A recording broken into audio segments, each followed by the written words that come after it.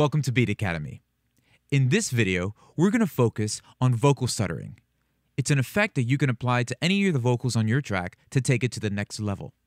And where I'm going to show you how we use Ableton Live's Beat Repeat plugin to do just that. Now, I've had the privilege to work with Kelly Rowland on her Motivation remix. And we're using her vocals for this demonstration and the Beat Repeat plugin to show you how to get those stutter effects that we're talking about. So let's check it out.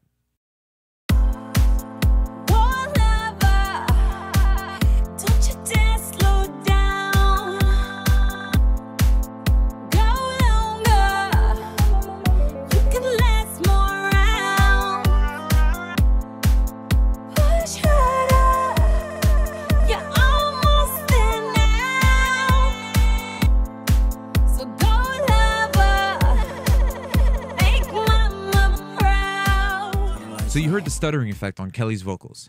Now I'm going to take you on a step-by-step process showing you how you can achieve the same effect. Now the first thing we're going to do is set up our crossfade section. And you do this by clicking the X located on the bottom right-hand corner of your session view window. Immediately you'll see a crossfader show up on the bottom of your master fader and these A and B cue points or crossfader assigns for each individual track you have on your session view.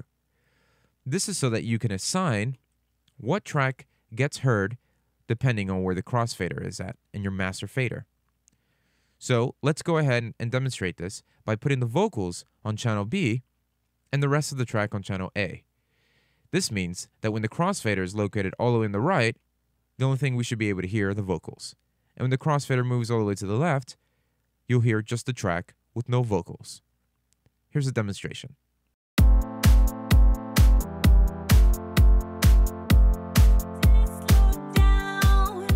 Having the fader all the way to the right solos the vocal or anything highlighted to the B channel. And once we put the fader in the middle, we have a good balance of both A and B. So the next thing we're going to do is make an auxiliary return track so that we can put our Beat Repeat plugin in it. Let's right-click on our session view window and choose Insert Return Track, or use the key command that's located next to it. Immediately after your auxiliary return track's been made, a knob has been assigned to all the tracks on your session view window to send audio to that return track. And that's what we're going to do. We're going to send audio from our vocal track to that return track. Now next, we're going to go ahead and put our Beat Repeat plugin into that return track. And you do this by just clicking the Ableton Live plugin window and choosing Beat Repeat, which is located on your left-hand corner. Choose Beat Repeat, drag and drop that onto your return track. And there it is. The next thing we need to do is go ahead and assign the auxiliary return track channel for our crossfade section to B. That way, when we move our crossfader over to the right, we'll just hear the Beat Repeat plugin. But we also need to change from post to pre for the sends. That way, just the Beat Repeat plugin is heard when the crossfader is on the right side.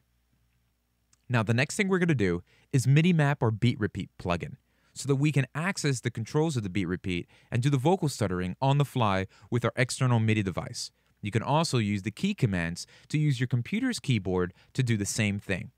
Let's do that by just clicking the MIDI box on the upper right-hand corner, and this allows us to MIDI map your devices. You can also access this by the short key command with Apple M or Control M on a PC.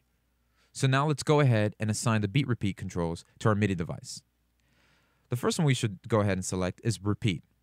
And I'm going to assign the same control for Repeat and the crossfader, because what I want to happen is every time I crossfade to the right, I also want that vocal stutter to repeat. So I can go ahead and filter and tweak it and mess with the pitch. So let's select Repeat and assign our button or knob or whatever it is that you're using and give that same command to the crossfader, so that they're actually being accessed by the same button. Next thing I want to do is go ahead and control the filter frequency.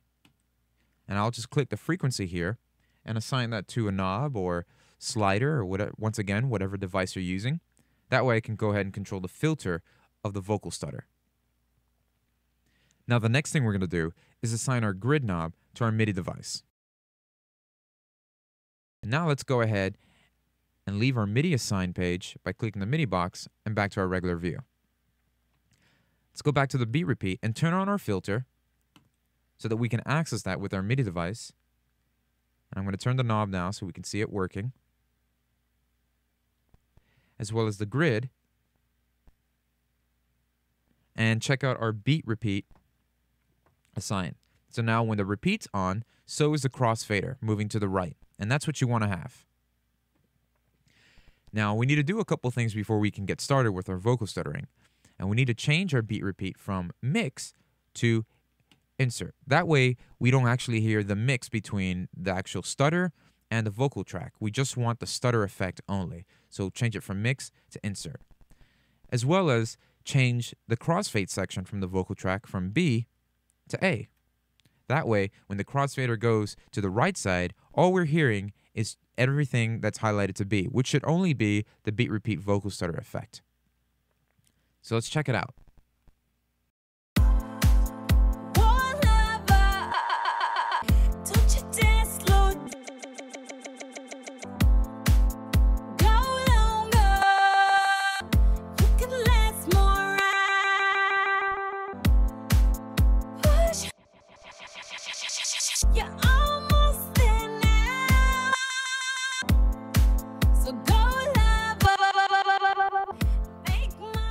So you heard the stutter effect happen when the crossfader moves to the right, also triggering the repeat button on the beat repeat plugin.